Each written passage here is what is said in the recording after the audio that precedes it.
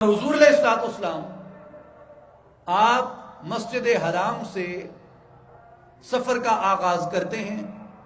مسجد حرام سے سفر کا آغاز کر کے حضور کہاں تشریف لے جاتے ہیں؟ مسجد اقصی کی طرف۔ اور مسجد اقصی کی برکت کیا ہے؟ مسجد اقصی کی اہمیت کیا ہے؟ بارکنا حولہ، اس کے گرد و نواح کو اللہ نے برکت دی۔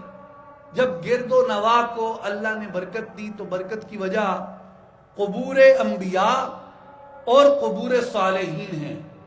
لہذا حضور علیہ الصلوۃ والسلام جب وہاں پہ تشریف لے گئے اس بابرکت مقام کی طرف، تو کئی علماء نے اس بات سے استدلال کیا ان جہلاء کے موقف کے اوپر جو بسبب تعصب، جو بسبب کمی علم یہ کہتے ہیں کہ انبیاء کی قبور کے مقامات کی طرف جانا، صالحین کے قبور کے اور ان کے مقامات کی طرف جانا یہ حرام ہے اور یہ ناجائز ہے اور یہ بدعت ہے۔